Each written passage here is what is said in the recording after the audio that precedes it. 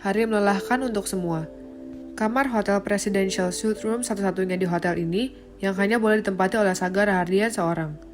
Pintu kamar hotel ini tidak boleh dimasuki oleh sembarangan orang. Bahkan staf yang membersihkan ruangan ini pun khusus adanya. Jangan tanya kenapa, ini hotel miliknya. Suka-suka dialah mau buat aturan apa. Malam semakin larut, Saga menarik selimut sampai ke bahu Dania. Lalu dia mencium pipi dan kening Dania berulang. Bodoh, bodoh, bodoh. Kau pasti sedih sekali karena aku tidak muncul ya? Sorot mata lembut memandang istrinya. Maaf sudah membuatmu menangis. Ia menyusuri garis wajah Dania lembut dengan jemaringnya. Aku ingin lihat bagaimana wajahmu besok kalau ingat kejadian malam ini. Saga tergelak sendiri, memeluk Dania sekali lagi yang tidur sangat puas. Sepertinya gadis ini benar-benar sudah kehilangan energi kehidupannya di pesta tadi, sampai bisa membuatnya tidur sepulas itu. Keluar kamar mendapati Han yang sedang duduk sambil memegang HP. Sekretarisnya itu masih terlihat sibuk bekerja saja. Saga menjatuhkan diri di samping Han. Panggil Pak Mun dan sekretaris yang membantu di ulang tahun ibu. Dia harus mencari tahu ada kejadian apa sebenarnya. Mungkin sebenarnya yang salah adalah dirinya yang tidak muncul di ulang tahun ibu. Tapi dia juga merasa ada pemicu yang sampai membuat Dania sangat mengharapkan kedatangannya. Tuan muda, saya mohon jangan sekarang. Ini sudah larut malam. Sekarang. Saga tahu arah kata-kata Han. Bawa mereka kemari sekarang. Aku juga ingin mandi dan minum susu hangat lalu tidur. Malam ini sebaiknya Anda tidur, Tuan. Saya akan membagi mereka besok. Han, sorot mata Saga mulai kesal. Kau tahu semarah apa aku karena masalah ini sekarang. Kalau aku bertemu dengan ibu, mungkin aku bisa saja berteriak padanya sekarang. Saga menggeram kesal, memikirkan apa yang sudah ibunya lakukan. Padahal aku sudah jelas-jelas mengatakan undang Dania dan perkenalkan dia sebagai menantu ibu. Tentu saja Tuan Muda saya tahu, tapi sekarang prioritas Anda sebaiknya berikan pada Nona Dania. Apakah kali ini nama Anda bisa tetap menjadi mantra, Nona? Kenapa? Dia sedang tidur sekarang. Saga menunjuk kamar dengan jari. Dia tidur nyenyak sekali seperti bayi. Aku menciuminya saja dia tidak bangun. Benar, Nona sedang tidur. Tapi kalau Anda sekarang tidur di sampingnya, pasti akan membuat Nona semakin tidur nyenyak dan nyaman, kan? Han mencari-cari alasan, supaya dia sendiri bisa istirahat dengan tenang. Terlihat Saga berpikir, menimang perkataan Han yang ada benarnya. Benar juga. Baiklah, keluar dan istirahatlah. Kita lanjutkan semuanya besok. Saga sudah bangun dari duduk dan berjalan menuju kamar. Baik Tuan Muda, selamat malam dan selamat istirahat. Akhirnya aku bisa mandi air hangat dan tidur juga. Han keluar dari ruangan itu, menuju kamarnya sendiri. Dia cukup berjalan sebentar, di lantai ini hanya ada 3 kamar. Satu yang dipakai Saga, satu yang dipakai Han, dan satu lagi kosong. Kenapa? Jangan tanya, suka-suka pemiliknya ya. Han memasuki kamarnya sendiri, melepaskan dasi dan meletakkan jas di kursi. Rapi di sandaran kursi. Ia menjatuhkan tubuh ke atas sofa yang nyaman. Senyum dan galak kecil muncul di bibirnya sambil dia meraih bantal dan meletakkannya di bawah kepalanya. Bagaimana Anda bisa selucu itu, Nona? Han meraih HP-nya, memutar kembali video yang dia ambil di ruko tadi. Wajahnya terlihat sangat terhibur di tengah semua kelelahan dan peristiwa yang terjadi di hari ini. Baiklah, hentikan. Sekarang urus dulu masalah Tuan Saga. Kenapa Anda bisa mengalihkan perhatian orang begini? Ia lalu menghubungi 2 orang yang akan ditanyai Tuan Saga besok. Halo Pak Mun, apa kamu sudah tidur? Belum sekretaris Han, bagaimana? Kata-kata Pak Mun terhenti. Dia mendengarkan Han bicara. Nona Dania sudah ditemukan. Malam ini Tuan Saga akan tinggal di hotel. Pak Mun terdengar bernafas lega. Ceritakan garis besar yang terjadi di pesta semalam. Pak Mun menjelaskan secara garis besar semua kejadian yang berlangsung pada saat pesta ulang tahun ibu. Bagaimana Nona Dania mendapatkan perlakuan bukan hanya dari ibu, tapi juga para tamu. Dia bagian menantu yang tidak diinginkan. Ibu sangat sempurna menjadi ibu yang berperan jahat malam itu. Katakan pada Nyonya untuk tidak muncul di hadapan Tuan Saga sampai beberapa hari ke depan. Kalau perlu suruh dia pergi ke luar negeri sekalian. Han yang jauh lebih kesal karena merasa sikap Nyonya kali ini sudah sangat merepotkan. Baik. Besok pagi datanglah ke hotel dan ceritakan pada Tuan Muda seperti yang kau ceritakan padaku tadi. Jangan buat dramatisasi sedikit pun dalam ceritamu, mengerti? Seperti ini saja pasti sudah membuat Tuan Muda sangat kesal. Baik. Baiklah, istirahatlah. Terima kasih kerja kerasnya untuk hari ini. Baik. Sambungan telepon terputus. Sial, aku saja menggigil marah mendengar bagaimana perlakuan Nyonya, apalagi Tuan Saga nanti. Cih, kenapa kamu membuat semua orang susah sih Nyonya? Apa kau juga tidak mengenali putramu bagaimana? Seharusnya kamu jadi orang pertama yang mendukung Dania dan Tuan Saga. Karena wanita itulah yang membuat Tuan Saga bisa bersikap lebih manusiawi belakangan ini. Setelahnya, Han mengirimkan pesan pada staf sekretarisnya yang dia utus membantu persiapan ulang tahun Nyonya. Urusan selesai, dia meletakkan HP-nya.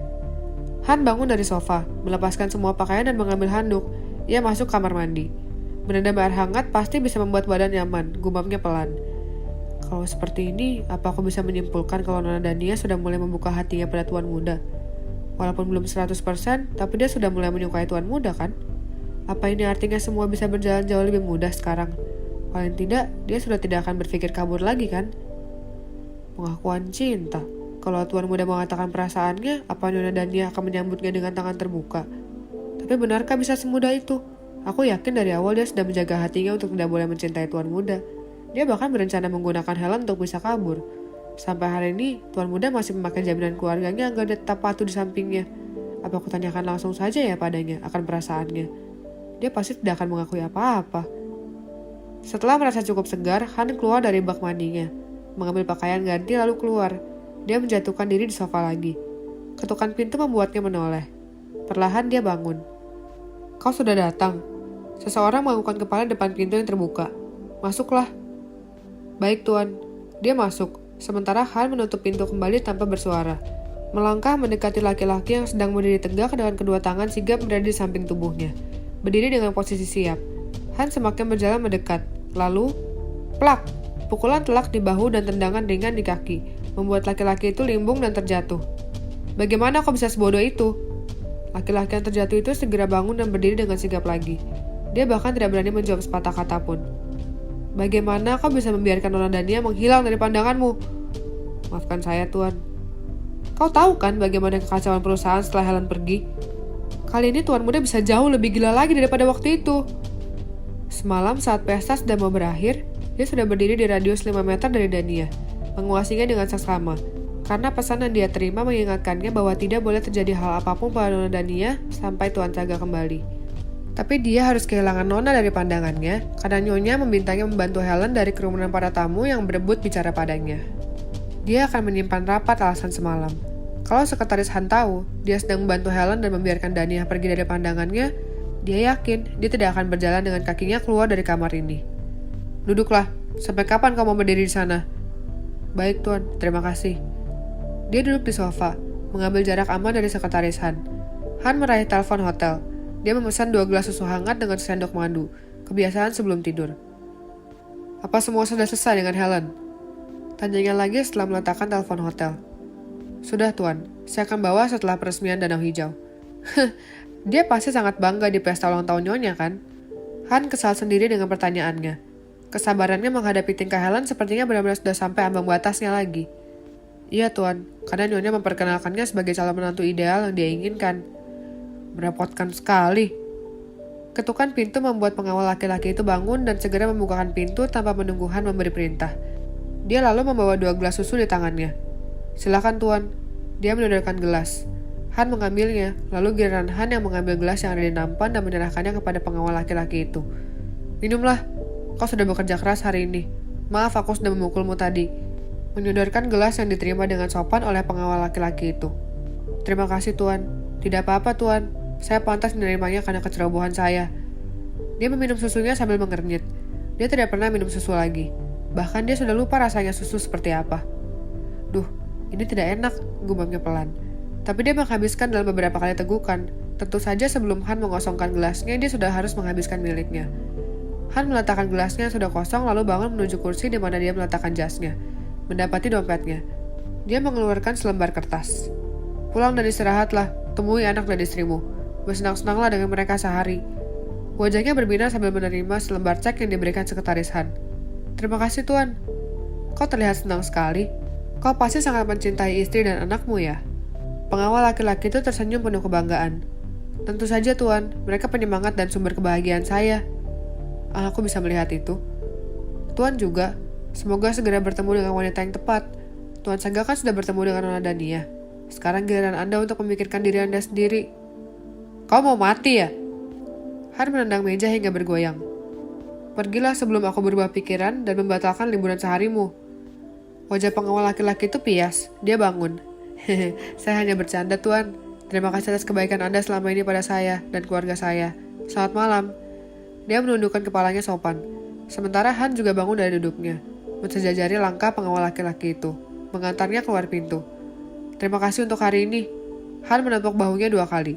Pengawal laki-laki itu menganggukkan kepalanya dan tersenyum. Hanya ini yang bisa saya lakukan untuk membalas kebaikan Anda, Tuan. Dia menundukkan kepalanya sampai Han menutup pintu kamar.